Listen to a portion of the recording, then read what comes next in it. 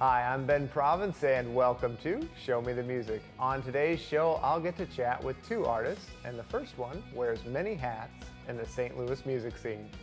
Reginald Ntegrity McNichols has added many titles to his name over the years. Author, producer, record label founder, and of course, rapper. His latest single is a collaboration with the artist Fern called Frontlines. Tell them what it is, what it be, what it looking like.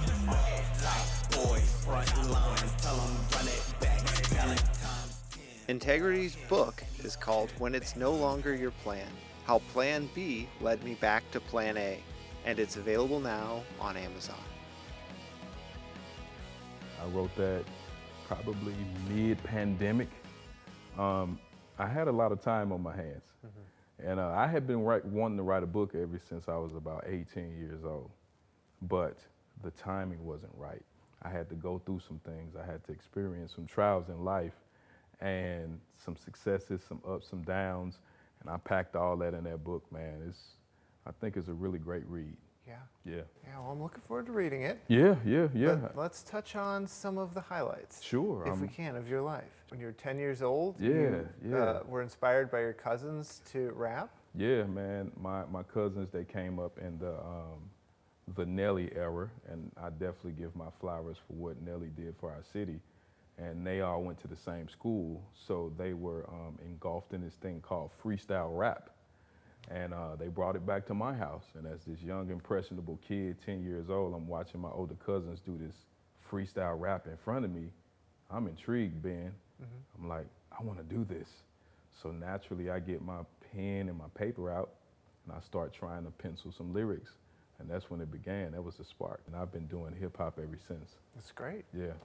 Yeah, and I love how your story kind of comes full circle, because then you go to Extreme Institute by Nelly, and you graduate the top of your class. Yeah, man. I came out of the school with the highest GPA in the school's history.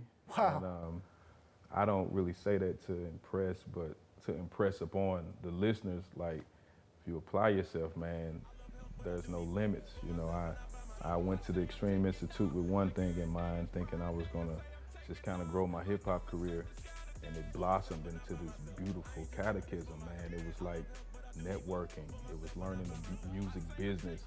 It was seeing the music industry, people who were actively in the industry, seeing how they maneuvered and how they worked. And I was there like a sponge, just absorbing it all. I wanted it all, you know. So anytime I can volunteer or intern or do anything that I can do to get closer to the people who were in the industry, I did it, man. And I still have close connections with all of them today, so. Yeah, tell me about some of the contacts you made there. Yeah, man. Shout out Alonzo Lee, Track Stars, Grammy Award-winning producer duo, him and Sham. He became one of the mentors of mine, and just learning under him, seeing how he maneuvered through the industry, seeing how, you know, just publishing works, seeing how copyright works, seeing how just the different facets of the music business worked. That's what really stuck with me, you know. So shout out to all of the people that I've had connections with from the Extreme Institute, Carl Napa, Wishmaster. Shout out Wavy Wayne. He has a super successful YouTube. Just all of these people who poured life into me, poured knowledge into me while I was there, is the sum of how I have become what I am today. Yeah. And that prepared you to start your own record label. It did. Ntegrity Music Records is the label. And my sole purpose for creating the label was to educate. I wanted to educate young artists, songwriters, engineers, producers, how not to sign a bad deal, to understand that the music industry can be a beast if you don't educate yourself. Because with all things, there's vultures out there, but the music industry is this beautiful thing. So I wanted to help them understand the ins and outs of the industry, to kind of pull them under my wing, to help them see, like, you can be successful in this industry if you make the right moves. And it's been a privilege to serve the artists under my label thus far. Yeah. Well, you're staying super, super busy.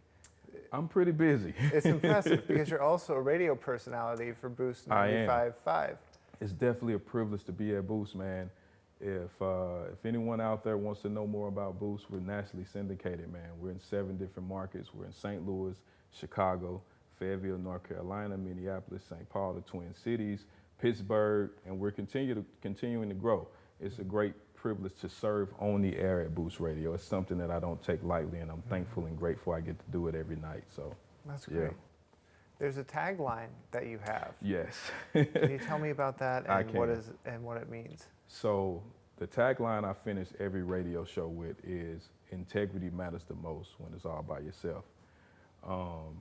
And that name, that brand, it wasn't something I gave to myself. It was something that a very close friend of mine said he saw in me. He was like, yo, man, I just love the spirit of integrity that you walk in. And that stuck with me, you know, and then the name, the brand, and everything thereafter came. And the reason I say it every night on my radio show is because every day I try not to let it just be a name. I want to live in it, breathe it. And when you're by yourself, that's when integrity matters the most. So that's why I say integrity matters the most when you're all by yourself. And let our viewers know when they can tune in to your radio show. Yeah, so I'm on the air every night, midnight to 6 a.m. So if you're up, you're doing the graveyard shift, I'm going to keep you up rocking. That's great. And I'm on the air every Saturday from 4 to 8, but these are central times. So if you're in different time zones, you just have to match it up. But yeah, man, I keep you rocking. Mm-hmm. Yeah. And that's not the only place people can catch you. You're on YouTube with your family. Yeah, shout out my wife, Donise, Nisi J, and my 5 children. Me and my wife have 5 children. We have a growing YouTube channel. So in the midst of the pandemic, we tried to create something that us together as a family could do. Because the entertainment industry, if you're not careful, it can rob you of your time with your family. So we're like, yo, what can we create that's involving all of us, that's showing our personality, and that's fun? So we started to do vlogs, Ben, and we've grown to almost 6,000 subscribers in about a year and a half. And it's just because people like to see us being silly and what Ntegrity and his family is like off the camera. So, yeah. So.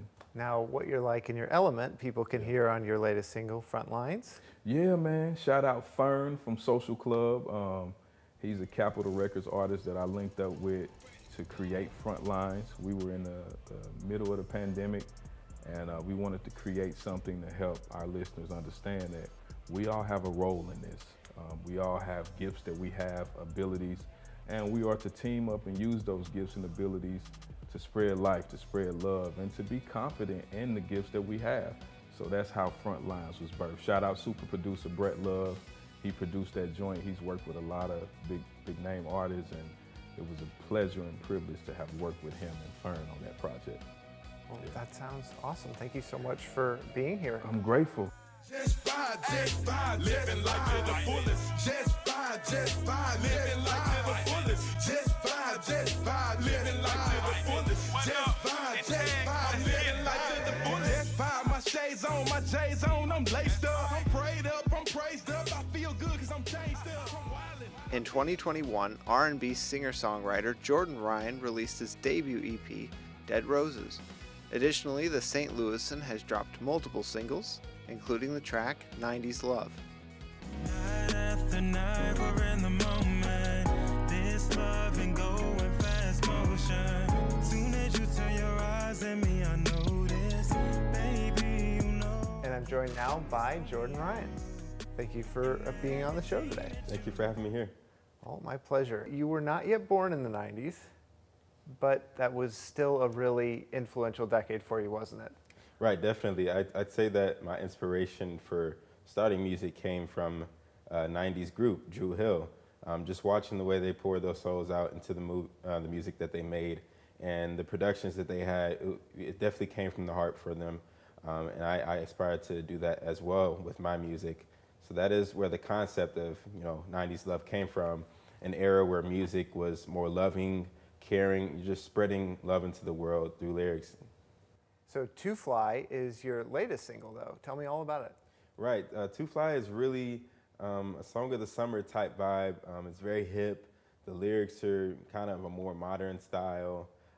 The beat is very bouncy. It's a lot of pop in it. R&B is everything in one. I wrote it while I was at school, actually. I came up with the idea when I was in my room, just playing beats, which is something I usually do to spark my creative process.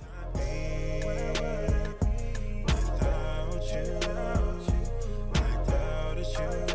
Now what can I live without? Wow, so you mentioned you're in college right now, and you're also playing college basketball. You're also a singer.